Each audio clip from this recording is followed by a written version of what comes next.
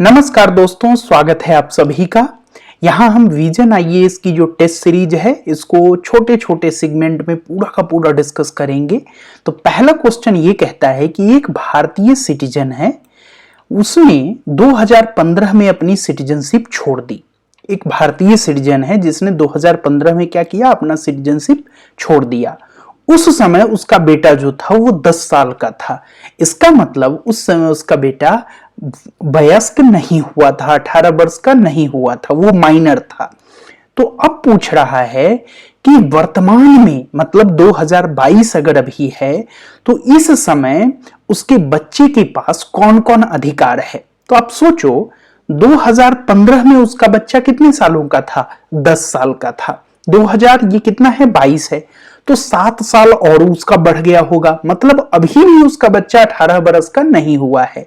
जब हम सिटीजनशिप पढ़ते हैं तो वहां क्या हमें बताया जाता है, वहां ये कहा जाता है कि भाई अगर कोई माँ बाप अपना सिटीजनशिप छोड़ता है और बच्चा अगर कम आयु का है, 18 वर्ष से कम का है, मतलब वयस्क नहीं है, माइनर है, तो उस परिस्थिति में क्या होगा, 18 वर्ष होने के बाद उस बच्चे के पास एक विकल्प होगा यह सुनिश्चित करने का कि मैं भारत की नागरिकता रखूं या ना रखूं। तो इस परिस्थिति में अभी उस बच्चे के पास ये ऑप्शन नहीं आया है। अभी बच्चा बाप मां की नागरिकता छोड़ने के कारण क्या माना जाएगा, विदेशी माना जाएगा।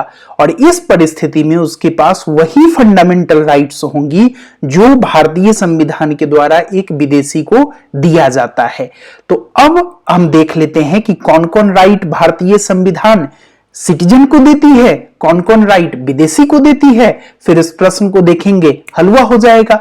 तो भारतीय संविधान हमारे लोगों को कौन कौन ऐसा राइट है जो अपने सिटीजन को भी देती है और विदेशी लोगों को भी देती है। तो ये है आर्टिकल 14, आर्टिकल 20 से लेके 28 तक, मतलब आर्टिकल 20, आर्टिकल 21, आर्टिकल 21A, 22, 23, 24, 25, 26, 27, 28। ये ऐसे अनुच्छेद हैं जो सिटीजन को भी प्राप्त है और विदेशी को भी प्राप्त है। इसका मतलब है कि ऐसा कोई भी अनुच्छेद जो इसमें नहीं हो वो आंसर नहीं होगा। तो अब ऑप्शन पर नजर डालो। ऑप्शन 3 क्या कहता है, right to freedom of speech and expression. ये कौन सा आर्टिकल है, ये 19वां अनुच्छेद है। तो क्या 19वां अनुच्छेद विदेशियों को प्राप्त है, नहीं प्राप्त है। तो तीसरा को एलिमिनेट कर दो, आंसर आ जाएगा सी। ठीक है दोस्तों, मैं पहले इसको बनाया हूं, मैं अपना एनालिसिस करके फिर सॉल्यूशन जो अपने लिए तैयार किया हूं सोचा उसको एक बार डिस्कस कर लूं आप लोगों के साथ। तो इसको कोई मेरा टीचर बनने का उद्देश्य नहीं है, कुछ नहीं है। ये मेरे लिए भी काम करेगा कि मैं रैपिड मोड में रिवीजन कर लूंगा तो दूसरी बार वीडियो फॉर्मेट में भी सुन लूंगा। अब हम चलते चलते देख लेते हैं कि संविधान में वह कौन सा अनुच्छेद है जो केवल और केवल भारतीय नागरिक को दिया गया है। तो वो है अनुच्छेद 15, अनुच्छेद 16, अनुच्छेद 19, अनुच्छेद 29 और अनुच्छेद 30। 15, 16 क्या है दोस्तों, राइट टू, जो हमारा समानता का अधिकार है, राइट टू इक्वलिटी, उसमें है। 19 हमारा स्वतंत्रता का अधिकार है, 6 प्रकार की स्वतंत्रता है इसमें, है ना। उसके बाद आर्टिकल 29 और 30 क्या है, ये माइनॉरिटी का अधिकार है। ठीक है, दूसरे प्रश्न पर हम चलते हैं। पहला प्रश्न हमारा हो गया।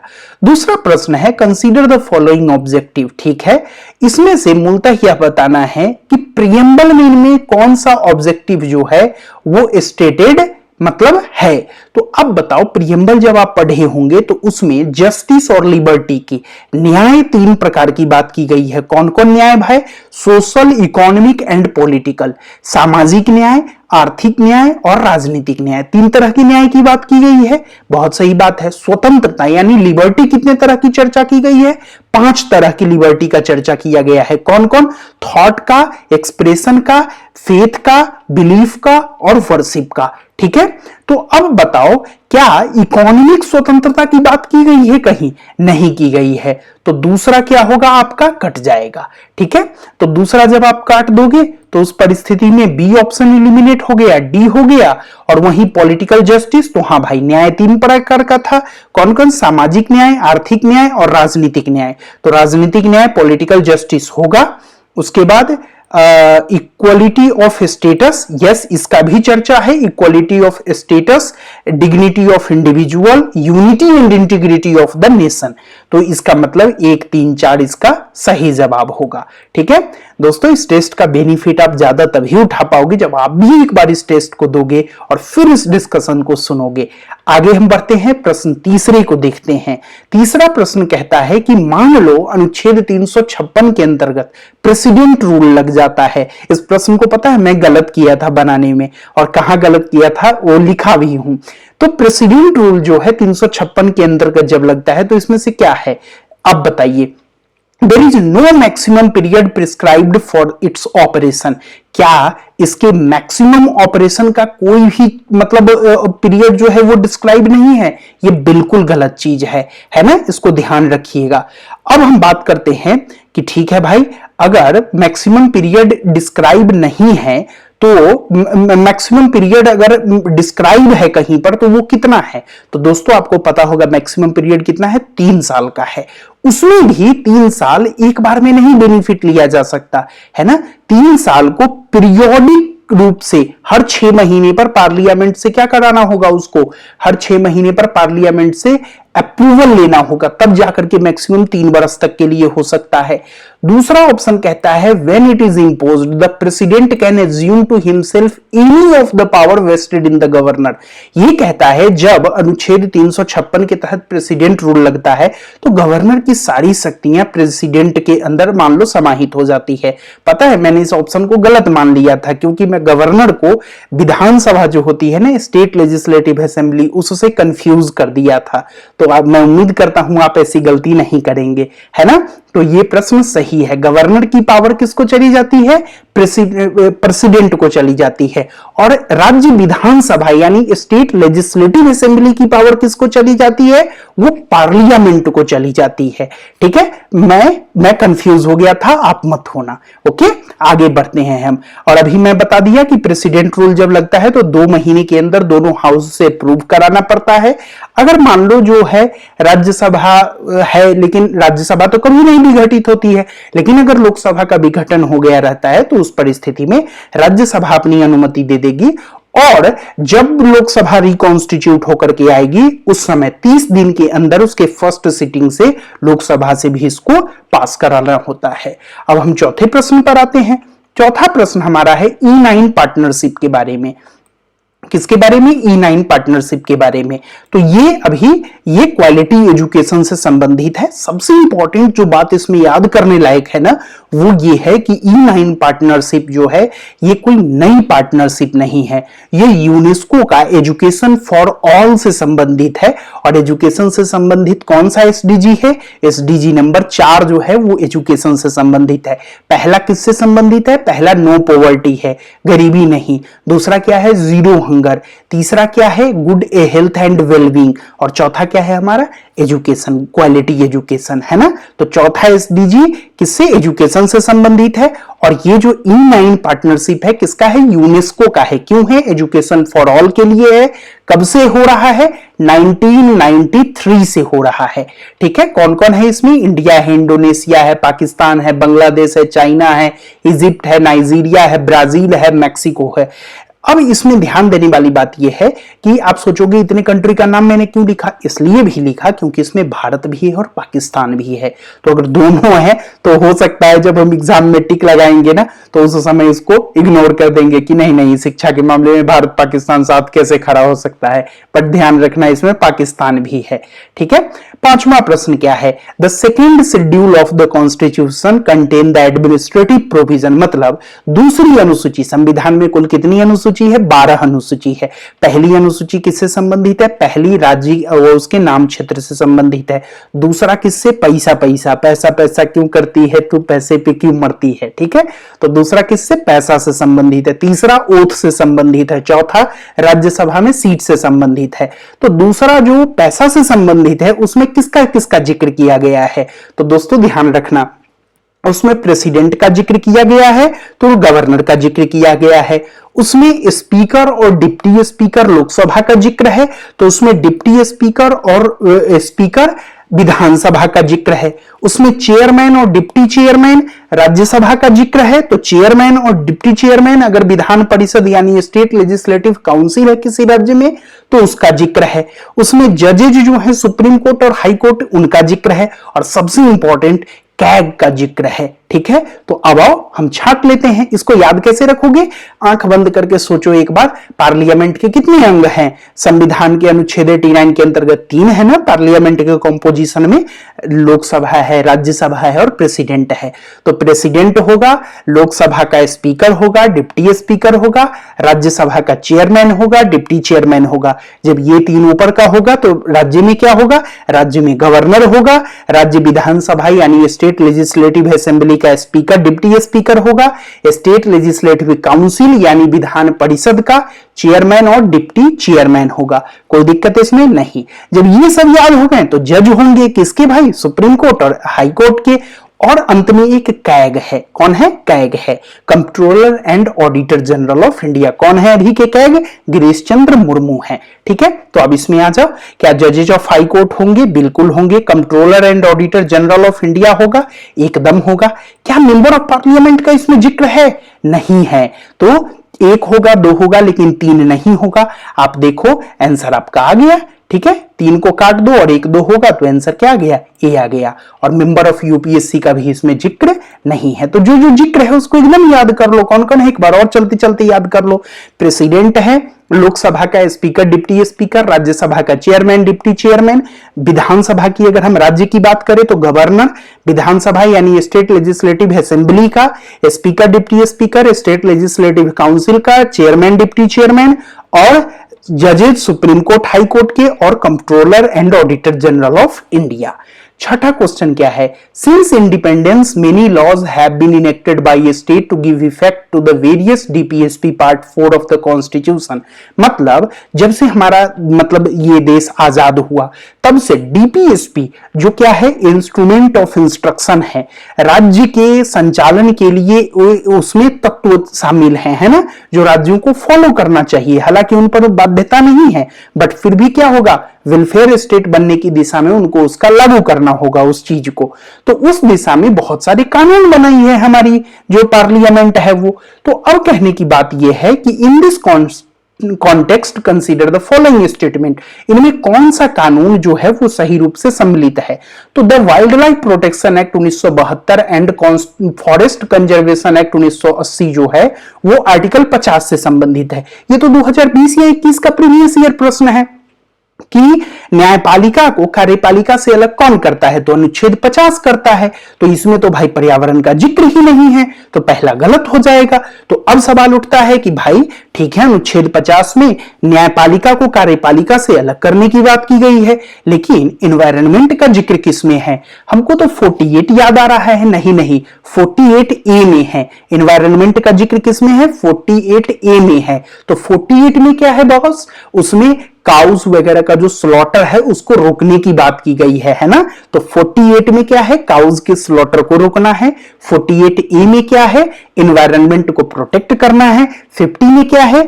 जुडिशियरी को एग्जीक्यूटिव से सेपरेट करना है। ठीक है, दूसरा स्टेटमेंट पढ़ाते हैं। Khadi and village industry board give effects to article 43। ये बिल्कुल सही बात है। क्यों भाई? क्योंकि 43 में कॉटेज इंडस्ट्री की बात की गई है ना। और खादी क्या करेगा? उसी को तो बढ़ावा देगा, कॉटेज इंडस्ट्री को। तो ये एकदम सही है। तीसरा क्या है भाई? तो 73वां कॉन्स्टिट्यूशनल अमेंडमेंट एक्ट जो है वो आर्टिकल 40 को इफेक्ट देता है। बिल्कुल सही बात है। ये भी गांधीयन प्रिंसिपल है। आर्टिकल 40 किससे संबंधित है? आर्टिकल 40 ग्राम पंचायत से संबंधित है। तो मैं समझता हूं 2 और 3 आप समझ गए, सही लगा हुआ है। पहला नहीं है। क्यों नहीं है? क्योंकि आर्टिकल 50 गलत रूप से मैच है। 6 हो गए। 7वां की बात हम करते हैं। दरबार मूव अभी न्यूज में था। क्या था न्यूज में? दरबार मूव अभी न्यूज में था। क्यों न्यूज में था भाई दरबार मूव? क्योंकि दोस्तों सीधा जानिए, जम्मू कश्मीर में क्या होता है, जब ठंड और गर्मी होती है ना तो इस दौरान वो क्या करते हैं? राजधानी ट्रांसफर करते हैं। ठीक है, जम्मू टू कश्मीर, कश्मीर टू जम्मू। तो 144 साल में पहली बार ऐसा हुआ है कि कोविड-19 वगैरह को लेकर के और इसको रोक दिया गया है। तो दरबार मूव इसी से संबंधित है। 8वां प्रश्न क्या है, consider the following statement regarding the parliamentary form of government. संसदीय प्रणाली जो है उससे संबंधित कुछ बातें हैं, उस पर विचार करना है। पहला, minister operate on the principle of secrecy of procedure. एकदम सही बात है, राज्य के मंत्री जो होंगे वो पहले शपथ लेंगे, किसकी? गोपनीयता की शपथ लेंगे, तभी तो काम कर पाएंगे ना। पहला सही है बॉस। दूसरा, the ministers are member of both the legislature and executive. यही तो विशेषता है जो उन्हें अकाउंटेबल बनाती है। हम मोदी जी को क्या एग्जीक्यूटिव के तौर पर चुने थे? नहीं ना, हम उन्हें वोट देके चुनते हैं, मतलब वो लेजिस्लेटिव के रूप में चुन के संसद में जाते हैं। लेकिन जब सरकार में वो मंत्री परिषद या प्रधानमंत्री के रूप में जब आते हैं तो उस समय वो जो है राष्ट्रपति को एड एंड एडवाइस देने के लिए जो मंत्री परिषद होगा वो एग्जीक्यूटिव का रूप ले लेता है। वो किसका? एग्जीक्यूटिव का रूप ले लेता है। तो इसको एकदम बात सही है कि इसमें मिनिस्टर जो होते हैं वही अमित शाह एग्जीक्यूटिव भी हैं, वही प्रधानमंत्री जी एग्जीक्यूटिव भी हैं और वही विधायिका के सदस्य भी हैं, संसद भी है। तीसरा, the prime minister is the leader of the council of minister. बिल्कुल सही बात है, इसीलिए तो कहा गया है प्राइम मिनिस्टर बराबरों में सबसे प्रथम है, फर्स्ट एमोंग इक्वल्स कहा जाता है उन्हें, है ना। तो प्रधानमंत्री क्या है? Leader of the council of minister हैं, ठीक है। अब हम बात कर लेते हैं यहां कि कुछ और बातें क्या है जो इसकी विशेषता है दोस्तों, किसकी?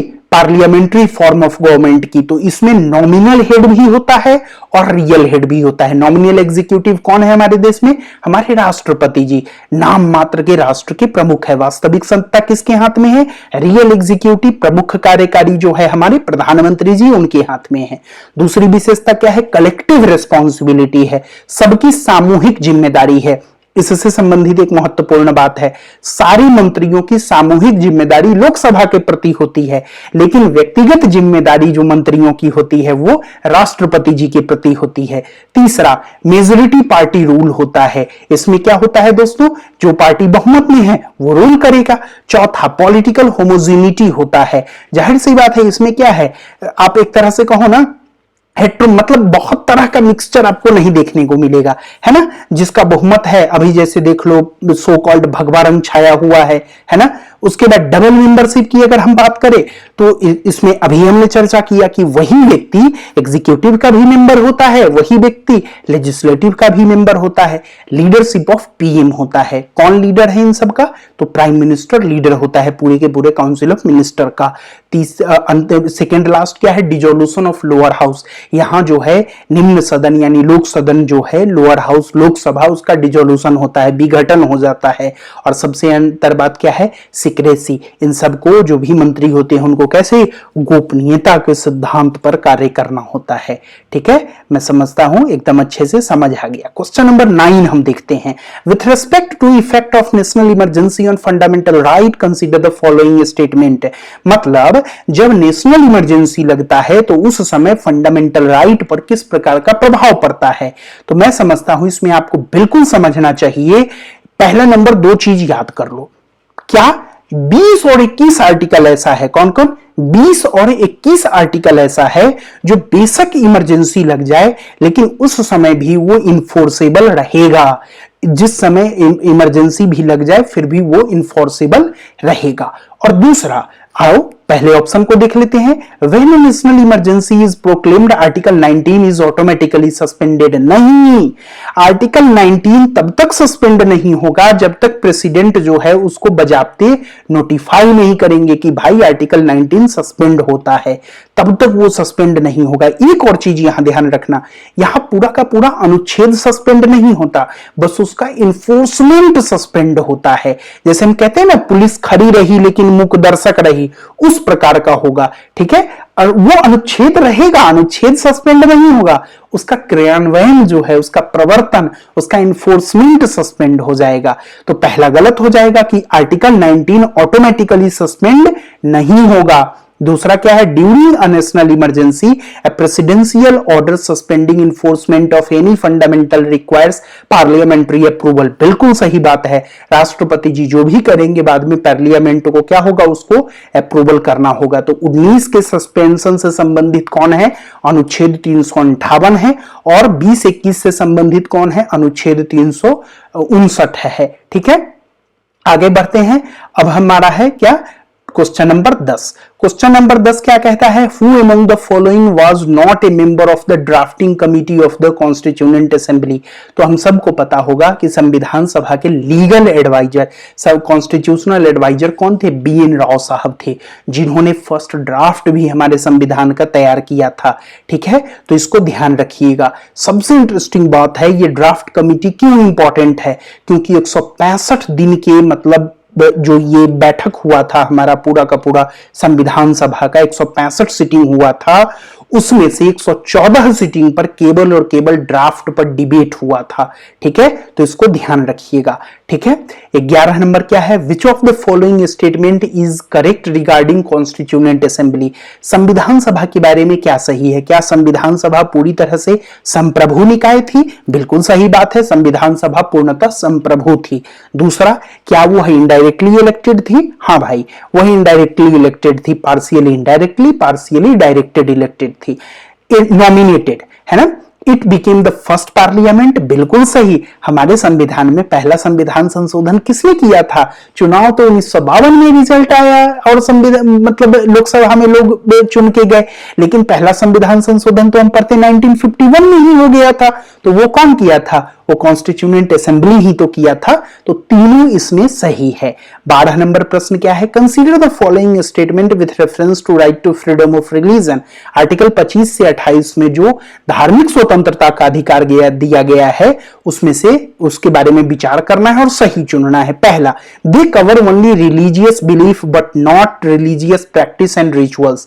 ये बिल्कुल गलत बात है। क्यों? क्योंकि वो right to conscience, right to practice, propagate और प्रमोट शायद, ठीक है, 3-4 चीज का अधिकार देते हैं। आप अपना धर्म मानो, उसका प्रचार भी करो, उसका मतलब प्रैक्टिस भी करो। तो ये इस तरह से उसको रोकता नहीं है। ठीक है, व्यापक है आर्टिकल 25।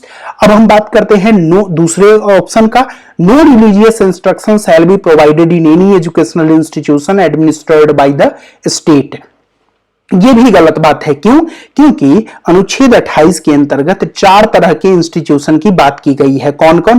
पहला वो है जिसको पूरा का पूरा स्टेट के द्वारा फंड और मेंटेन किया जाएगा।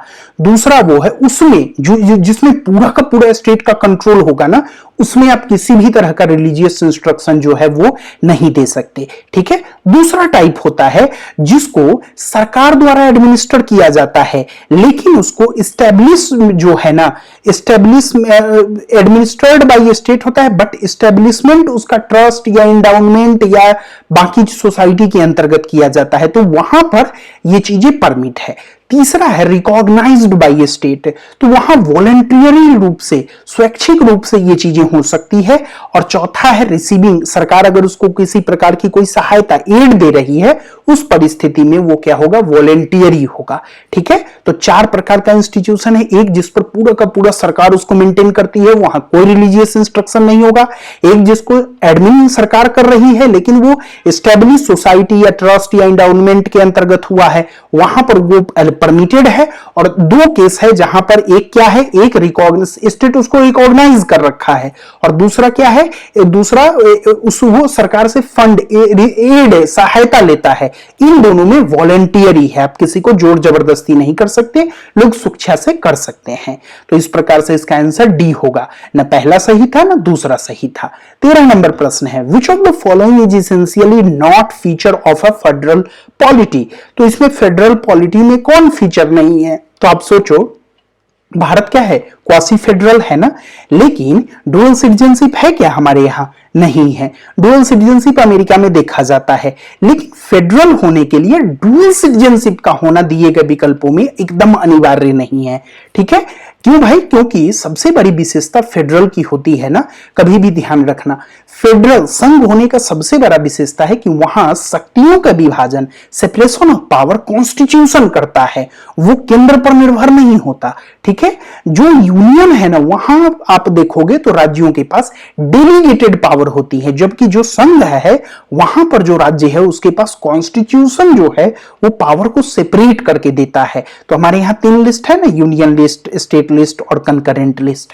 ठीक है, दूसरा एक और चीज, वहां इंडिपेंडेंट जुडिशियरी होता है। एक और चीज ध्यान रखना, इंटीग्रेटेड जुडिशियरी जो है और इंडिपेंडेंट जुडिशियरी, ये दोनों दो अलग अलग फीचर हैं। तो इंडिपेंडेंट जुडिशियरी, स्वतंत्र न्यायपालिका जो है ना, वो सबसे इंपॉर्टेंट है संघ के लिए। क्यों? क्योंकि आप अक्सर पढ़े होंगे लक्ष्मीकांत में कि ब्रिटेन में जो है वो क्या होता है, एक सबसे सुप्रीम किसे माना गया है, पार्लियामेंट को माना गया है। लेकिन भारत में क्या पार्लियामेंट सबसे सुप्रीम है? नहीं, यहां सबसे सुप्रीम कौन हो जाता है? Supreme court. क्यों? क्योंकि वो संविधान को इंटरप्रेट करने वाला है और सबसे सर्वोच्च संविधान है। तो जैनूनता सही जवाब होगा, सबसे सर्वोच्च संविधान है, संविधान के नीचे सुप्रीम कोर्ट और वहां उसके बाद बाकी के सारे तंत्र हैं। ठीक है, तो ये ध्यान रखिएगा। फिर रिजिड कॉन्स्टिट्यूशन, बिल्कुल सही बात है। फेडरल पॉलिटी का एक और गुण है कि रिजिड कॉन्स्टिट्यूशन होता है, सब चीजें उसमें बजाबते लिखी होती है। एक और चीज, सुप्रीमेसी ऑफ कॉन्स्टिट्यूशन, अभी हमने चर्चा किया कि जो भी संघात्मक प्रवृत्ति का राज्य होगा वहां किसका चलेगा? सुप्रीमेसी कॉन्स्टिट्यूशन का चलेगा, क्योंकि उसी कॉन्स्टिट्यूशन से केंद्र को भी चलना है और उसी कॉन्स्टिट्यूशन से राज्य को भी चलना है। चलो 14 नंबर प्रश्न क्या है? इसमें तीन चीजें हैं, डायरेक्ट डेमोक्रेसी के जो फीचर दिए होते हैं ना, उससे संबंधित तीन चीजें हैं। कौन कौन भाई? इनिशिएटिव है, और इनिशिएटिव है, उसके बाद रिकॉल है और प्लेबिसाइट है। तो इनिशिएटिव से, इसमें इनिशिएटिव का मतलब है to settle a proposed legislation by direct vote of the electorate. एकदम सही बात है। इसमें क्या होगा, पीपल जो है वो दरअसल बिल लेकर के आएंगे लेजिस्लेचर में कि हाँ भाई कुछ मुद्दा है उसको मतलब निपटाओ, सीधी सीधी बात। रिकॉल का मतलब होता है कि हमने किसी को चुना, अब वो अच्छे से काम नहीं कर रहा तो उसको वापस बुलाओ। तो ये दरअसल नीचे वाला है ना, टू रिमूव ए रिप्रेजेंटेटिव, ये रिकॉल होगा। तो दो और ये गलत हो गए तो 2-3 गलत हो जाएगा, पहला करेक्ट मैच होगा। तो प्लेबिसाइट क्या है? ये जनमत संग्रह होता है एक तरह से, जिसमें किसी भी चीजों के ऊपर ओपिनियन लिया जाता है जनता का डायरेक्ट वोट करा करके, है ना। जैसे एक तरह से आप कह सकते हो क्या, रेफरेंडम जो हम सो कॉल्ड कहते हैं ना, वो हो गया। ठीक है, जो ब्रेक्सिट के केस में हुआ था। ठीक है, आगे हम बढ़ते हैं 15 नंबर में। Which of the following provision are fundamental duties under part 4A of Indian Constitution? तो कौन इनमें फंडामेंटल ड्यूटी है? तो to abide by the constitution and respect its ideals and institution, बिल्कुल है। To protect and improve the rivers and wild life, एकदम है। To promote equal justice and welfare of the people, नहीं, ये नहीं है। क्यों? क्योंकि इक्वल जस्टिस की चर्चा जो है 39A में की गई है, जिसके तहत नालसा आदि का स्थापना भी है, और वेलफेयर ऑफ द पीपल की चर्चा आर्टिकल 38 में की गई है। चौथा क्या है? To promote the spirit of common brotherhood amongst all the people of India, ये भी है, भाईचारे बंधुत्व की मतलब भावना को विस्तारित करना। तो कौन होगा? 1, 2, 4 होगा। तीसरा वाला क्या है? डीपीएसपी है, फंडामेंटल ड्यूटीज नहीं है। ठीक है, 16 नंबर प्रश्न क्या है? Which of the following to directive principle of state policy DPSP have been given precedence over fundamental duties under article 14 and 19? मतलब इनमें से किन दो डीपीएसपी को आर्टिकल 14 और 19 के ऊपर वरीयता दिया गया है? ठीक है, तो वो हमारे हो जाएंगे आर्टिकल 39B और article 39B and article 39C।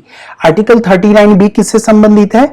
Equitable distribution of resources से संबंधित है। आर्टिकल 39B किससे संबंधित है? इक्विटेबल डिस्ट्रीब्यूशन ऑफ रिसोर्स से संबंधित है। ठीक है, इसे ध्यान रखिएगा। और आर्टिकल 39C किससे संबंधित है? यह संबंधित है prevention of concentration of wealth and prevention of concentration of wealth and means of production. हाँ, मीन्स ऑफ प्रोडक्शन से संबंधित है, तो इसको ध्यान रखिएगा। ये दो आर्टिकल जो है अनुच्छेद 39B को और अनुच्छेद 39C को आर्टिकल 14 और 19 के ऊपर वरीयता दिया जाता है। ठीक है, यहां एक और चीज है जो कट गया है, उसी को मैं खोज रहा था। गोलकनाथ केस हुआ था ना, 1969 में हुआ था। गोलकनाथ केस कब हुआ था? 1967 में हुआ था गोलकनाथ केस। उसमें पार्लियामेंट जो मतलब सुप्रीम कोर्ट है ना गोलकनाथ केस में ये कहा था कि पार्लियामेंट जो है फंडामेंटल राइट को अमेंड नहीं कर सकती डीपीएसपी को प्रभावी बनाने के लिए, ठीक है।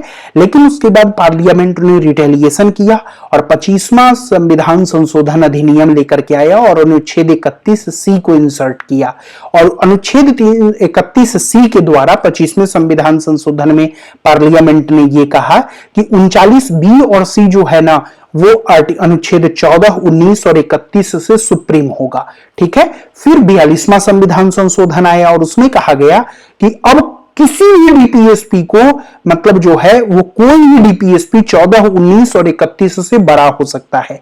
मतलब किसी भी डीपीएसपी में सुधार के लिए 14, 19 और 31 को ओवरराइड किया जा सकता है। फिर मिनर्वा मिल्स केस 1980 में हुआ और उसने क्या किया, उसने बाकी चीजों को इनवैलिडेट किया। फिर बाद में आप जानते ही हैं 44वां संविधान संशोधन से 78 में 31वां संपत्ति वाला अधिकार 300A में चल के लीगल राइट बन गया, ठीक है। तो इस परिस्थिति में क्या हो गया अंततः फाइनली बी और सी 39B और 39C जो है वो 14 और 19 के ऊपर सुप्रीम कोर्ट ने माना कि हाँ भाई इसको आप कर सकते हो, इतने से कोई दिक्कत नहीं है। 17वां प्रश्न है, with reference to directive principle provided under part 4 of Indian constitution consider the following statement, promoting cottage industry on an individual or cooperation basis in rural areas, ठीक है। दूसरा क्या है, public assistance in case of old age, sickness and disablement and right to work, ये क्या है public assistance. इसमें DPSP कौन है इसकी चर्चा हमें करनी है। और सबसे इंपॉर्टेंट क्वेश्चन नीचे है, गांधीयन आइडियोलॉजी पर कौन बेस्ड है। तो कॉटेज इंडस्ट्री गांधीयन आइडियोलॉजी पर बेस्ड होगी, कोऑपरेटिव सोसाइटी भी गांधीयन आइडियोलॉजी पर बेस्ड होगी, एससी एसटी का वेलफेयर भी गांधीयन सोसाइटी पर मतलब ये बेस्ड होगा। लेकिन ओल्ड एज लोगों को जो है राइट टू वर्क या फिर उनको सिकनेस का अलाउंस ये सब देना, एक गांधीयन आइडियोलॉजी नहीं, ये लिबरल आइडियोलॉजी है, ठीक है। तो इसको आप ध्यान रखिएगा। तो क्या हो जाएगा, सी हमारा हो जाएगा 1, 3, 4। 18 नंबर प्रश्न क्या है, consider the following statement regarding the applicability of fundamental right to armed force. तो आर्म्ड फोर्स का फंडामेंटल राइट से संबंधित ये बात है। तो इसमें क्या है कि parliament can restrict but can not abrogate the fundamental right of the member of armed force. गलत बात, पार्लियामेंट मतलब उसको क्या कर सकती है, रिस्ट्रिक्ट भी कर सकती है और पूरा का पूरा एब्रोगेट भी कर सकती है। तो पहला गलत हो जाएगा। The expression member of the armed force not just include soldiers but even civilian employ such as mechanics, cooks, etc.